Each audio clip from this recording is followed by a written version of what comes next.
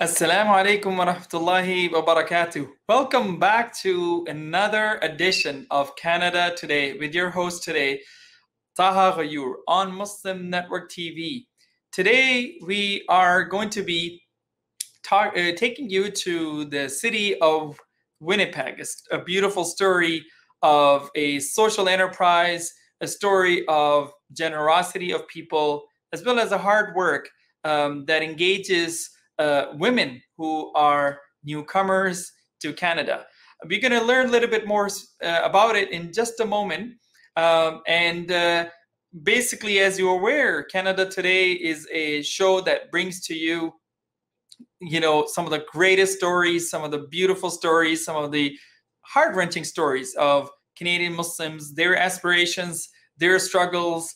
And this is where we hear about what Canadian Muslims are about, what they're thinking about, and their perspectives. So today I'm honored to have somebody, two special guests, and we'll start with someone who is actually on the board of an organization that started it all, and the success story that we're going to be highlighting. Yasmin Ali has served as board president of the Canadian Muslim Women's Institute, or CMWI, since 2006. CMWI is a not-for-profit organization with versatile programs for the empowerment of women, families, and communities.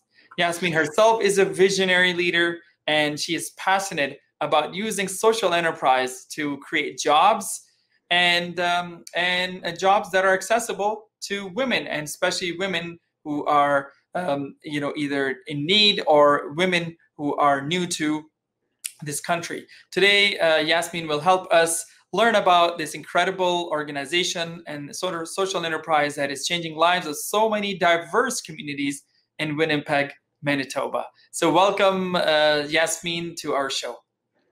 Thank you for having me. Assalamu alaikum. Walaikum assalam. Thank you. And next we have a young, talented sister, Alia Muhammad, who is joining. She's originally from Ethiopia. Alia is employed at a Winnipeg company called The Cutting Edge, which is interestingly the social enterprise we have been talking about, which is a project of CMWI, Canadian Muslim Women Institute. And before Alia Muhammad joined The Cutting Edge in 2019, she had no experience in sewing, which is one of the notable skill building programs before being offered at this organization. After only a few months, she excelled and was promoted as an assistant sewing instructor and a sewer herself. We'll be talking to Alia more about her unique experience with this new business venture and skill building development itself, and the program itself, and of course her experience in Canada. So welcome, Sister Alia, for joining today. Thank you for joining us today. Thank you so much. You're welcome. So Yasmin, we'll start off with you. Let's first talk about the Canadian Muslim Women's Institute, the organization that really developed itself since its founding 14 years ago. The program and services, mashallah, are very well encompassing. And this wonderful organization, as we know, was established in 2006.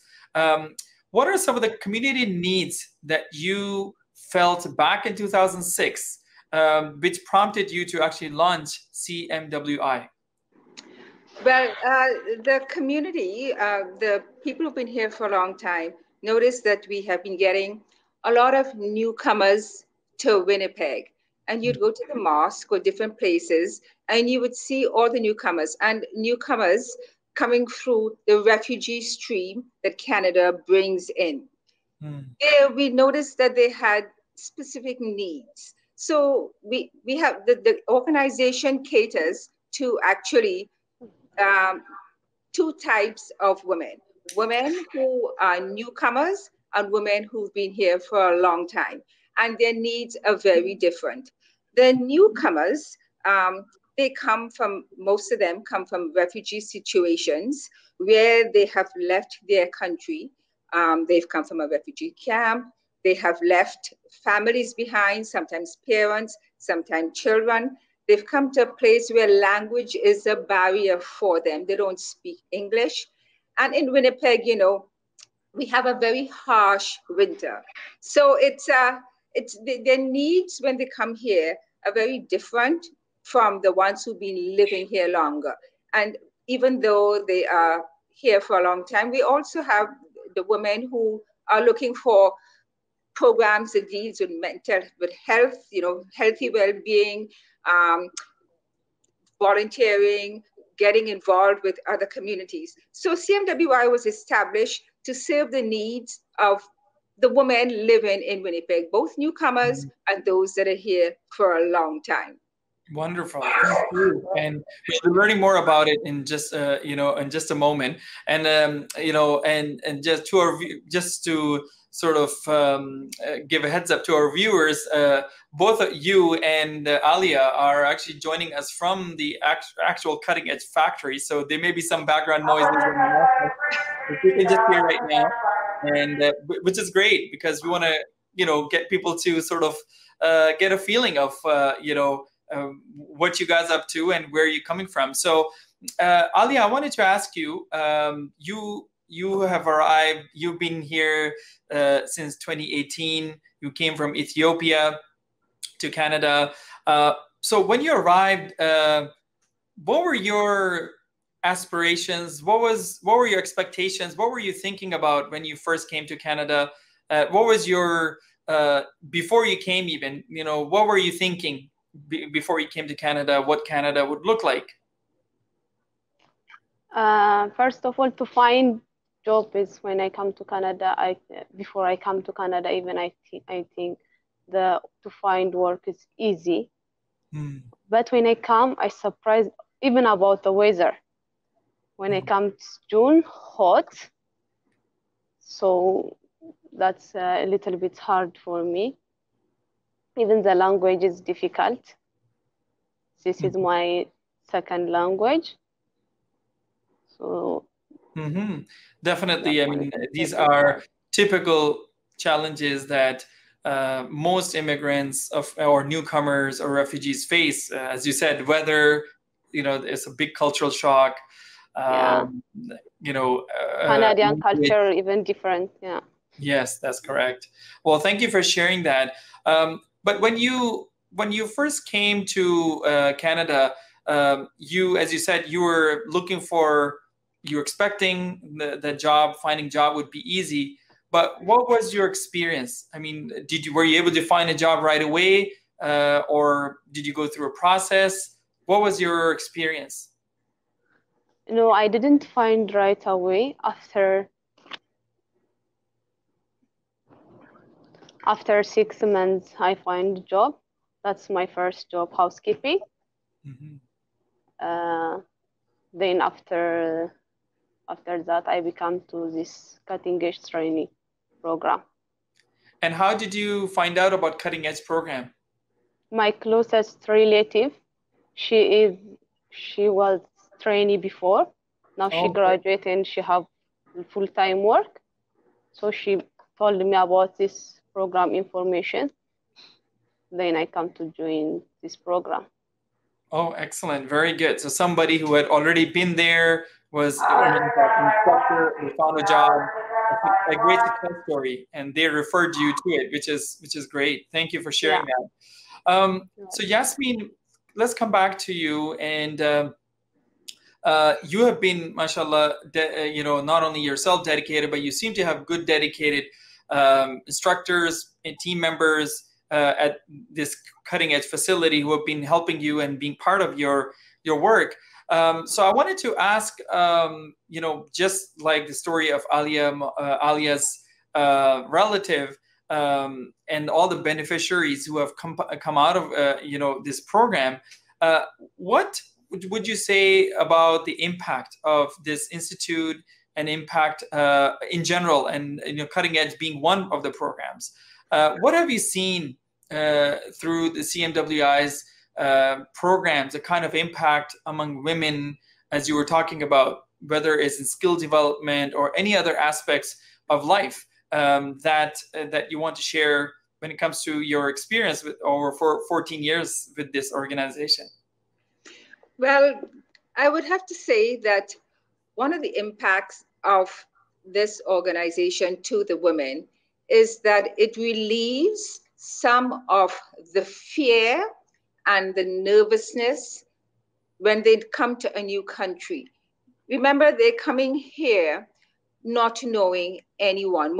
And I'm speaking here specifically about the refugees that come to Winnipeg. They come, and it's a large portion of our clientele. I would say, at least 80% of our clientele at Canadian Muslim Women's Institute is made up of the people who left refugee situations and come here, taken and sponsored by the government. It's very frightening to come to a country where you know absolutely no one, where you do not speak the language. You've left your war-torn countries. There's still trauma that you're going through. And you come here, and I have to say that, the government does its best. They go through a period where they will explain the situation and the systems and how to navigate it. But that's very quickly and in a short space of time. The Canadian Muslim Women Institute offers a place where these women can come and meet people like themselves. The staff that we have come from the same situations. A lot of the staff were once in refugee situations. They've come here. They have received jobs through us. They speak the languages of the newcomers that come here. So when our clients come and they access our services, right away they're at home. Right away they feel this is a place of safety. It's a place where they can communicate, where the staff understands them, understands their needs. And the impact has been that it has been able to calm them, alleviate their fears. We have mentorship and peer support programs. So we've had newcomers who've been here for, let's say, 3 years. We'll meet with the new ones and we'll tell them about their struggles and how they have persevered and succeeded. It gives hope. It gives, there's a light at the end of the tunnel. It's not going to be like this forever. Mm-hmm. At the Institute, we offer them programs about parenting. Parenting can be very different depending on the countries you come from. Canada has its own rules and laws. We try to talk to them about these things. So we try to give them a feeling of safety, a feeling of comfort, a feeling of home, a safe space. And it makes a huge difference for how they move forward through their journey in Canada. Wonderful. I mean, no wonder, why you guys have made so many strides and being able to, have that impact, mashallah. Wanted to ask you, you mentioned a few things that you services you provide, but I wonder what prompted you to get into this whole idea of social enterprise. And maybe, Yasmin, you can explain to us a little bit, to those who are not aware, what social enterprise means for a not-for-profit organization to launch something of this sort, and why social enterprise? I mean, what motivated you? There could be many other services you could have thought of, but why a social enterprise? And if you can explain also what that means, that would be great. Okay, well, the definition of a social enterprise, basically, it's a business that has specific social objectives. It seeks to generate profit while maximizing benefits to society and the environment. So I'll unpack that a little bit, okay?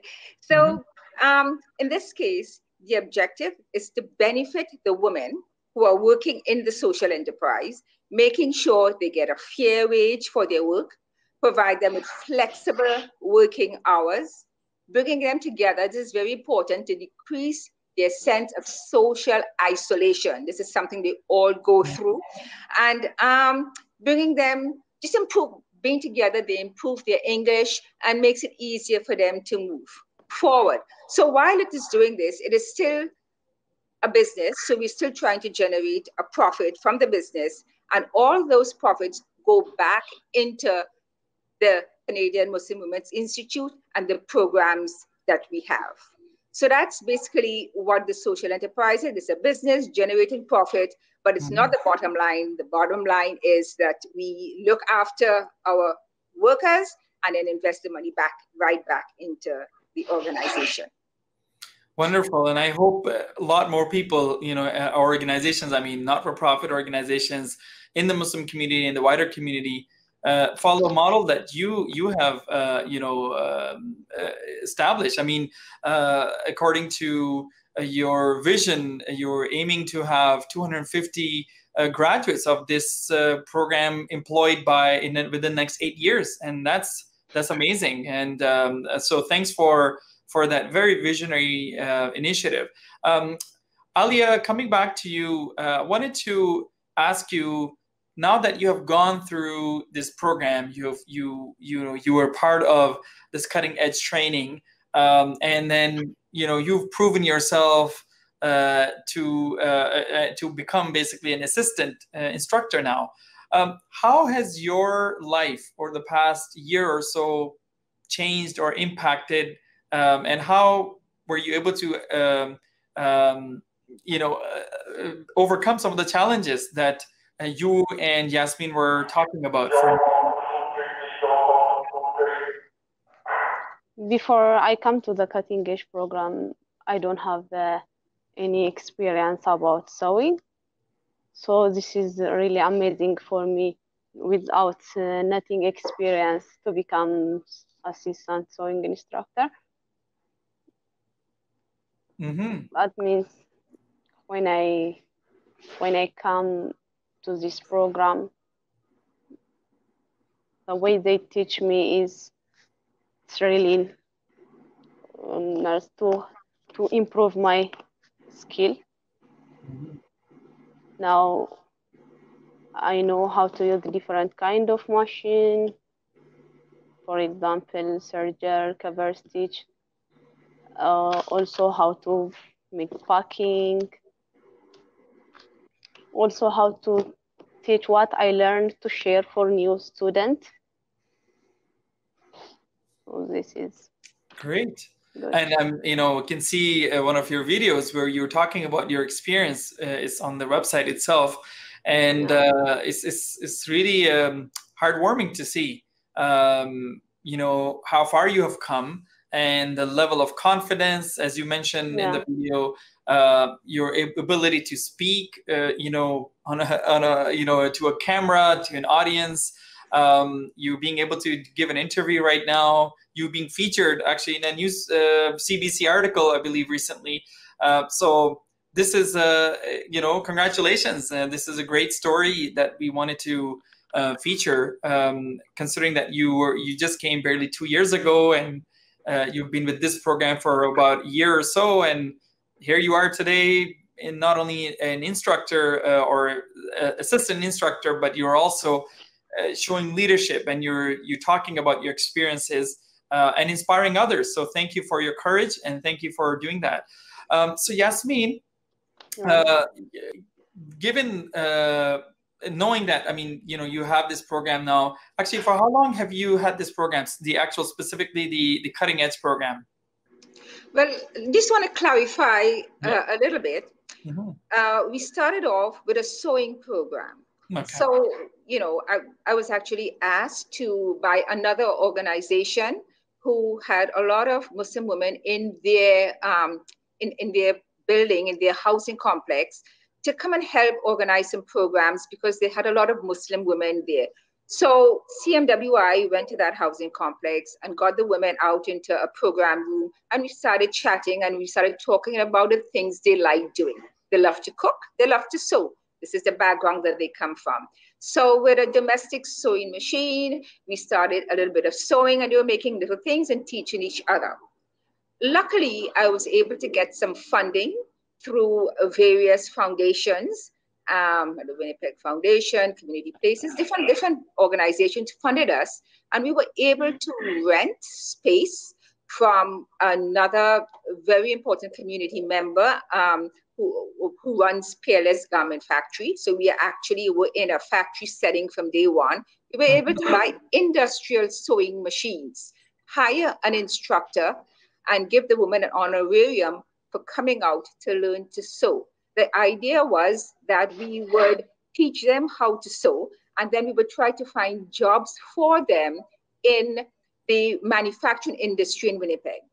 And that, the training part actually worked well, but they had commitments like small children at home, having to be home certain hours, and the structured time in a real factory did not really work for them. So then the idea came about of, why don't we do a little business? Why don't the CMWI try to sow some products, get some contracts, and employ the woman? And that's exactly how the social enterprise, which was formerly called Sophia, but has recently been rebranded to be called the Cutting Edge, came into being, to be able to service the women that we are training.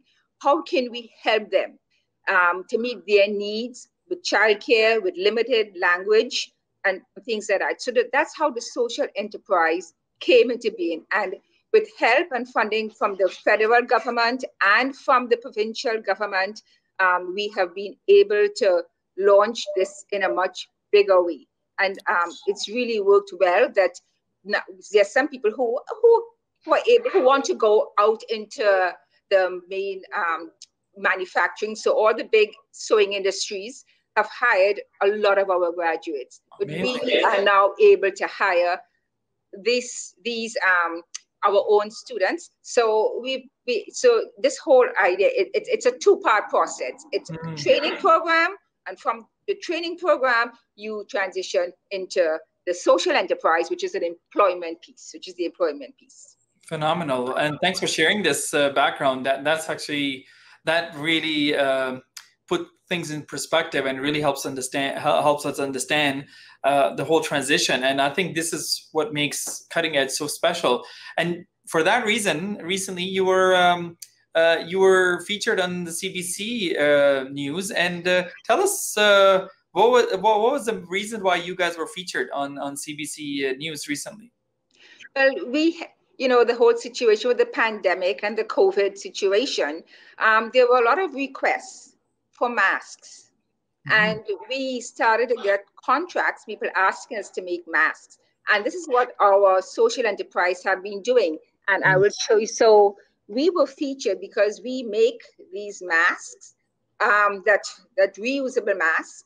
And we have been selling these a lot. We've had a lot of contracts. So we have masks for adults, for youth, and we have masks that are for the accessible masks, the people who need to read lips. They're certain newcomers who cannot, because of their English language skills, they need to be able to see your lips. And there are people who are hard of hearing, and they actually also need to read lips. So we have started, so because we've been doing all these masks, and we've had really good results with the mask, the CBC decided to feature us about the organization and the masks that we are making.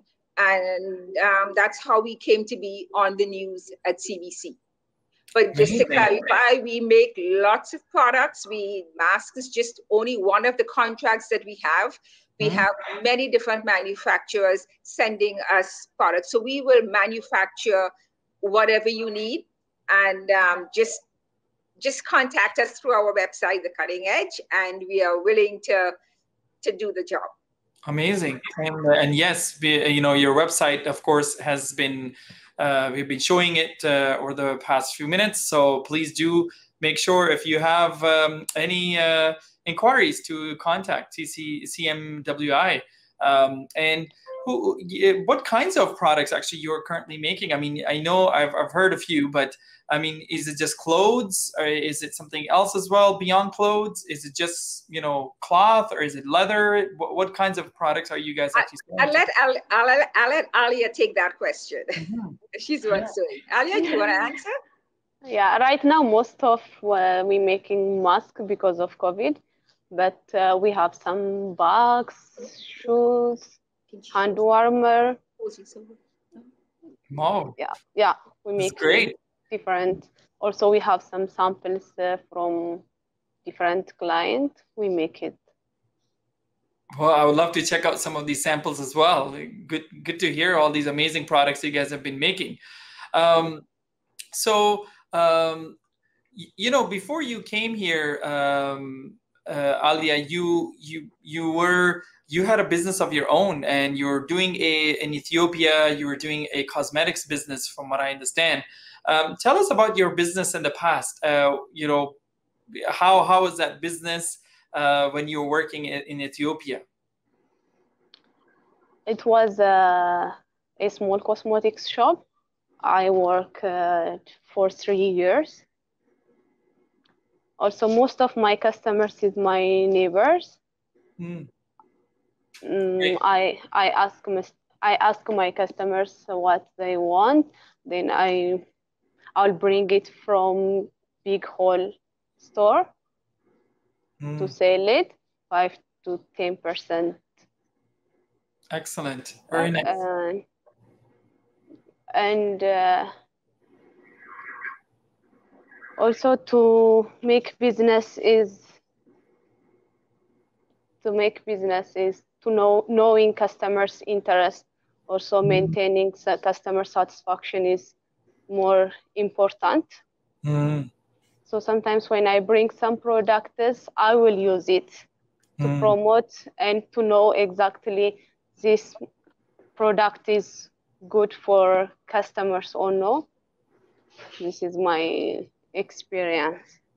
No, that's great, and that is the right philosophy to be successful.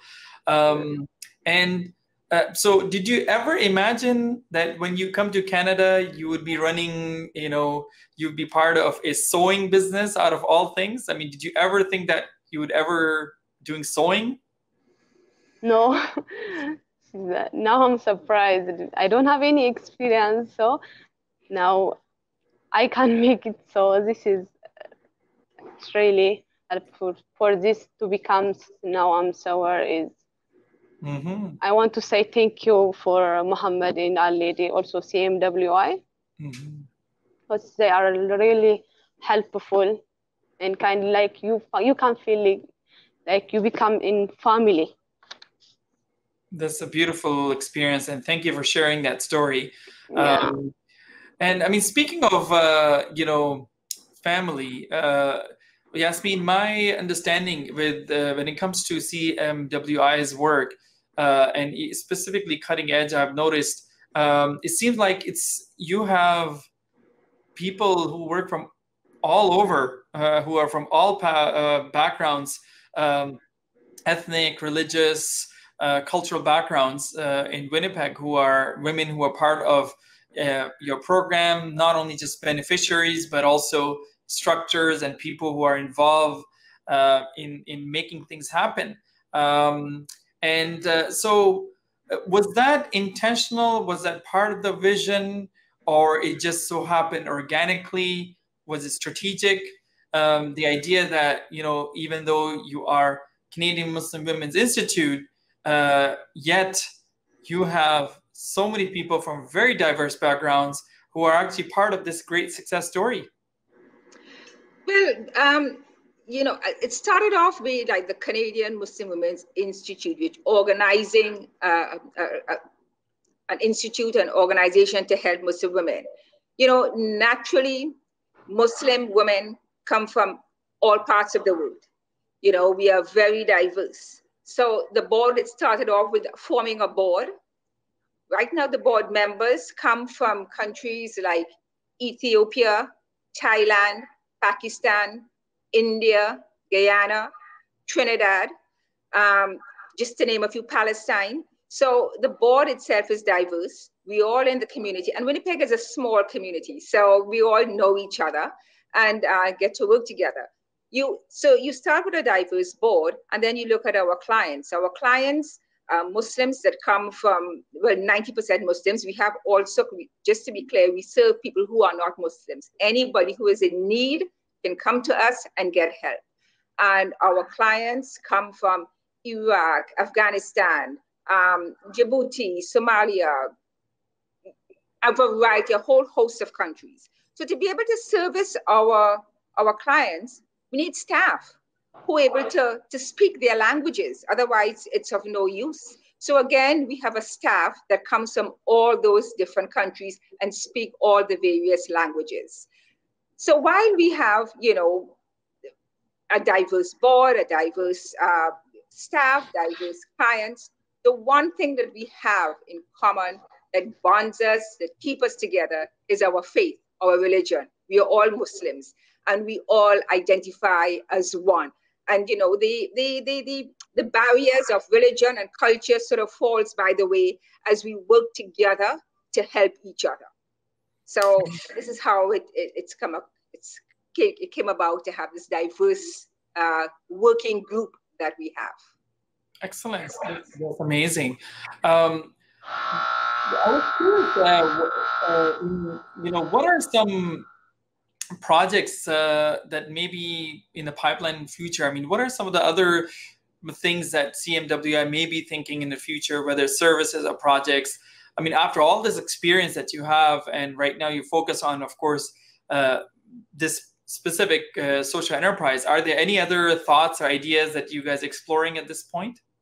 Well, you know, when newcomers come to Winnipeg, or you know, or even not just through the refugee situation, but through sponsorship, through family bringing them here, they all want the same thing. They all want a job. They want to work, right? So we are looking at what other employment opportunities we can provide to them.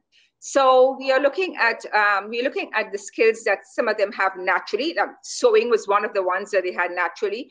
Another one is cooking. So we have a culinary program that's going on where commercial cooking is being taught according to the standards in the industry, so that they can be employed within the restaurant or hotel industry.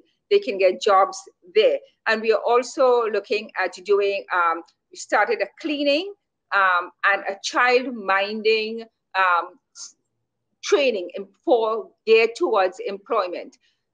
In the daycares, they're always looking for childminders to work in these daycares. The hotels are always looking for housekeeping. So these are some of the employment skills that we as an organization are looking at promoting, developing, and putting the women through training so they can get the job. The actual social enterprise and the sewing program has been around for a very long time, and it has become successful over time. So we're using the model that we've created here to model the other programs along the same lines.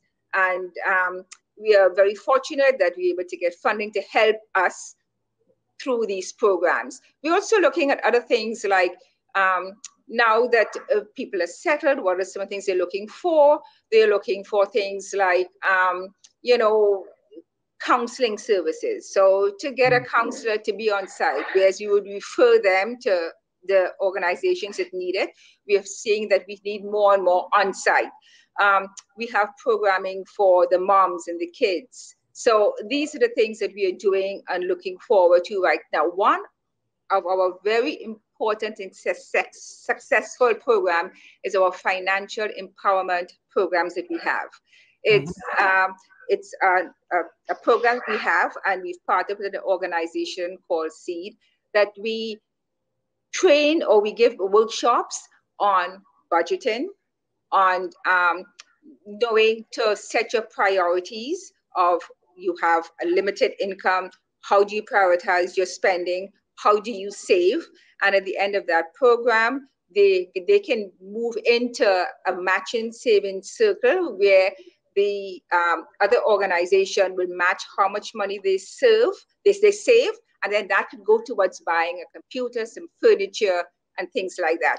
I'm now looking to move into another saving session where they can put money towards their transportation loan. Because when they come to Canada, they have to pay back their tickets. So how can they help? Because they have a matching program now that they can put some, and then the other program will put some matching funds, and they can help to pay back their loans. So these are exciting new programs for them. It's very well received. We have a waiting list for these programs. And we offer the programs in first languages. So the programs are offered in Arabic, It's offered in Somali and it's offered in English. And I think that's what makes the program so successful. Of course, no doubt. And I'm sure there's so many other Muslim social service organizations in Canada, even non-Muslim in the wider community, can learn from this pioneering efforts that you guys are, successful stories of social services that you have launched, mashallah. I was curious to know, to ask you actually, if you ever reached out to the Muslim leadership in Winnipeg or other parts of Canada, and what kind of response, if at all, did you get from the leadership in the Muslim community when it comes to a enterprise of this sort? Oh, the support, the response and support has been tremendous. As I said before, Winnipeg is a fairly small community here, and we work very closely with the Manitoba Islamic Association, which is the main umbrella for many, many years, and which the mosque that people go to is under that umbrella. They have been very supportive of us and actually send clients to us. We have other organizations like Islamic Social Services Association, ISA, which actually the president of that organization is the one who actually had the vision for this program, for this institute. And she set us up and helped the board and get together. We have the Somali Mosque, which is the Bilal Mosque. We have so many different organizations, Muslim organizations, that work together with us, because one of the things that we do that's very basic that the others don't do, we provide to newcomers food, we provide clothing, and we help them to find housing when they come here, because when they first come, they are in a transition space, and then they have to find housing. The other organization helps do that, but we also help with that as well. So all the organizations, we all work really well to help the newcomers. They help us, they help CMWI, and we in turn help. It's no problem in Winnipeg. Amazing. And that's the kind of unity and networking that is really required if you want to achieve some bigger goals of service. So thank you for sharing this. Very inspirational. Alia, as we conclude, I want to ask you if there was some advice you were to give, some suggestions, some advice to newcomers coming to Canada, whether as immigrants or as refugees. What would you advise them? What would you tell them based on your own experience when you came to Canada? I'm sure you learned a lot of things. And maybe you wanted to do something that you couldn't do. Maybe there are other things you learned and you did. So what advice would you give to them, any newcomer who's coming, who's looking for work, who wants to settle in Canada? First of all, it's to find a job is really hard, but if they find a job, they have to work hardly. Is any work, like you start from small to become it's big. Like what you want, you can find it after. Like for example, like me. So if they work anything, if they learn, because all opportunity have. If you want to learn, if you want to work. Mm-hmm. That's what I think. Thank you. Definitely, staying focused and working hard, trying new things as you did, and you never know. Equality have equality. Also, this country is developing country. I compare from back home country. So you can do whatever you want. Yes. Opportunities are great here, alhamdulillah, and alhamdulillah. You keep working and Allah opens doors, and organizations are there to help, like CMWI and other social service organizations. Yes, like for example, CMWI have for cooking class, cleaning class. Some newcomers, the way they thinking is sometimes different. Like they want nice work. Like not they don't want to go to find work. They want to tell the work to become them. But this is, yeah, really, this is not right. If they want to work, if they learn, they can find it. Great. Yeah. Thank you, Alia. That was, thank you for your time and courage. I wanted to end, Yasmin, with a couple of quick questions. One was, how can people watching support the work that you're doing, across Canada and even US, people watching from all over who are going to be watching this show. So how can people support the kind of work that you're doing?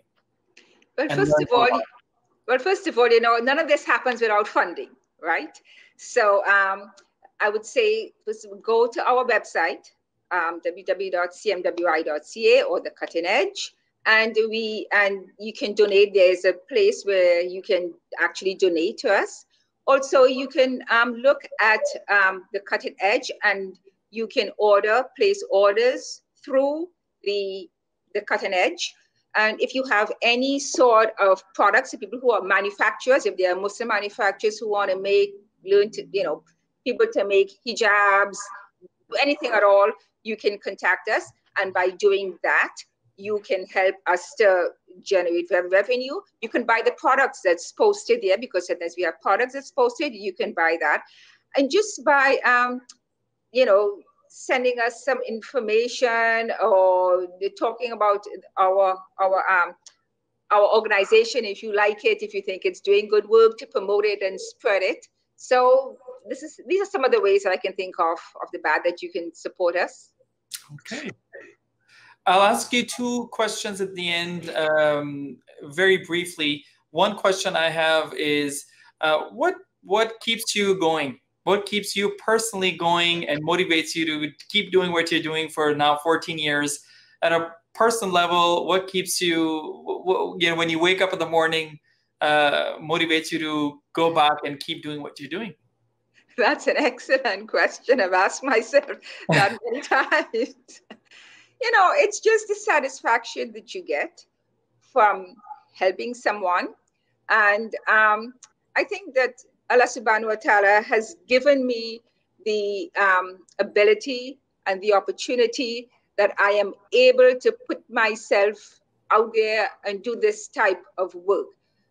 At the end of the day, I have to answer to Allah, what have I done with my life? And I feel this is the best way for me that I can contribute to my community, my Muslim community, and give back for all the good things that has happened to me in my life. And, it's not just about the Muslim community that I work with. I work with the larger community as well. Just bringing people in from the wider community to see what our newcomers are doing, to meet the Muslim women, breaking and dispelling myths that they have about Muslim women. It has really been very, very helpful for the wider community at large. We have, I feel that I'm doing something to help our Muslim community, help our Muslim women in the eyes of we always so stigmatized and stereotyped within the larger, broader community. So if I can break down some of these barriers and help my sisters, that gives me the motivation to keep going. Wow, that's inspirational. Thank you so much. Last but not least, if there was any advice you were to give to any other organization or social worker or community leader anywhere in Canada or outside, when it comes to starting something like what you're doing in their own communities or cities, what advice would you give? Well, first of all, you've got to find out what the needs of the community is, find out what their needs are. And you start small, and ask for support from the other organizations around you, other people around you. And you start small and you grow and you build. And reach out to other organizations who've been successful, who've been doing this, and ask them, what would they recommended various steps. And you've got to find committed, members or people that you're going to work with, or volunteers who've got some of the same vision that you have, and go from there. But nothing happens overnight. CMWI started in 2006 in a 200 square foot room, and now we occupy 3,500 square feet of space. And from a staff of 2 part-time staff, we now have 15 full-time staff. So it starts small, you take your time, there are going to be ups and downs, but you just keep, you have to have that faith and that drive and the man in you that you want to keep going. And when you hear the comments from the clients that you serve and how grateful you are, and you see their successes, that enough is enough reward. To see the success. When I look at Alia, when I look at all the other people that have gone through this program, and we have people who've gone on to university, who've gone on to community colleges, who've got other education, higher education, and they come back to us and they told us what they've done. That's enough to keep you going. So you start small and you keep growing. MashaAllah. Very practical. Thank you so much, both Yasmin Ali and Alia Muhammad. You both are a source of inspiration to us. And we wish you all the best, inshallah, in not only in your service to the community, but also in your careers and your health and your wealth. Thank you so much for taking the time to be with us in the middle of your factory work that you're surrounded with at the moment. So thank you very much. Jazakumullah khairan. And we look forward to maybe seeing you again on the show, talk about other success stories in the future. Well, thank you very much. Thank you very much for having us. We appreciate the opportunity. You're welcome. Thank you. Yeah, okay. Thank you so much. You're welcome. And well, folks, you are watching and hearing two wonderful and inspirational ladies who are making a difference in their communities in the city of Winnipeg, which is in Manitoba. And you are, you've learned about what a wonderful social enterprise could do to have an impact on, hundreds of people around you. And this is a story that is, something that we all need to reflect upon and learn from. So thank you once again for watching Canada Today on Muslim Network TV. I'm your host, Taha Ghayur, and wanted to also thank our marketing partner, Dawanet and Toronto Muslims, for helping us bring this to us today. And of course, our wonderful producers, Sumaya Barakat, as well as Salih Farouk, for producing the show today. Jazakallah khairan. Take care. Assalamu alaikum wa rahmatullahi wa barakatuh.